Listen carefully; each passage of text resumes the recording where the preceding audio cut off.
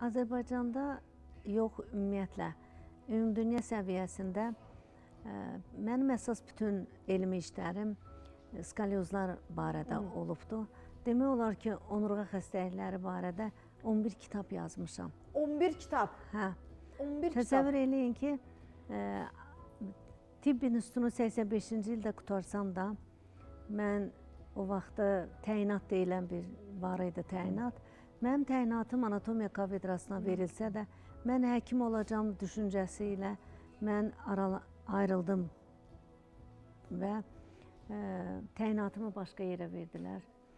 Amma illər keçdi, baxdım ki, demək olar ki, onurğa xəstəliklərindən əziyyət çəkənlər çoxdur. Bəli. Amma bizim tibb universiteti vertebroloq ixtisası vermir. Bugün mən vertebroloq kimi məni təqdim elədinizsə, vertebrologiya ixtisasını mənə İngiltərə verib. İngiltərə, Oxford Elmlər Akademiyası. Amma mən baxdım ki, və həmin o verdikləri sənətlə mən dünyanın hansı ölkəsi olarsa orada gedib işləyə bilərəm. Nə gözəl. Əsas məsələ odur ki, siz burada insanlara xidmət göstərəsiniz. İnsan əgər deyəcəksə ki, hə, qızıl kart, əgər insan deyəcək ki, mən vertebroloqam, onda gərək sənət təqdim eləyəm. Və orada siz dediniz ki, Amerika York Universitetinin tibb üzrə fəlsəfə doktoru. Bu da elə hasant başa gəlməyib, hasant bir iş deyil. Yəni, 21-22 yaşdan sonra onurğa əyriliklərini düzəltmək mümkün deyil düşüncəsi var idi.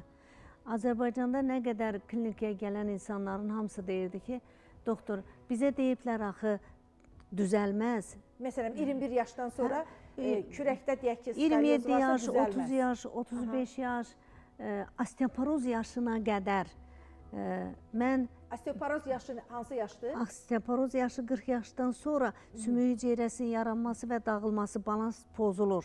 Amma kişilərdə osteoporoz başlayır 55 yaşdan sonra, qadınlarda isə klimaks dövründən 40-dan sonra bu gedə bilər. Ona görə də osteoporoz yaşına qədər, osteopeniya varsa onu belə işləyirik və mənim Amerikaya göndərmək üçün yazdığım disertasiya işi onlara 3 illik lazım idi. Mən 138 xəstənin 10 illik vəziyyətini Amerikanın York Universitetinə göndərdim.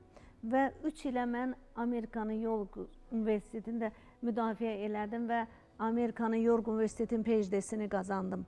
Fəlsəfə elmləri doktoru. Fəlsəfə elmlər doktoru. Fəlsəfə elmlər doktoru.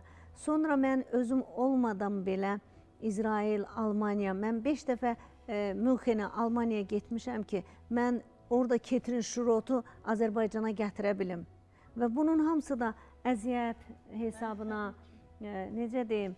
Ketrin Şurot özü də vertebroloqdur, yoxsa... Ketrin Şurot dünya qəbul eləyib Ketrin Şurot metodikasını.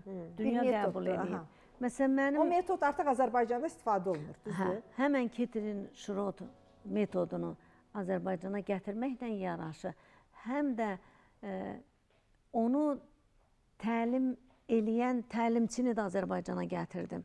Və o gəldi Azərbaycanda o təlimə qatılan insanlara təlim keçdi. Yəni, tək mənlə olmaz. Bu elə bir şeydir ki, artıq bu təlimi bilən insanlar olmalıdır.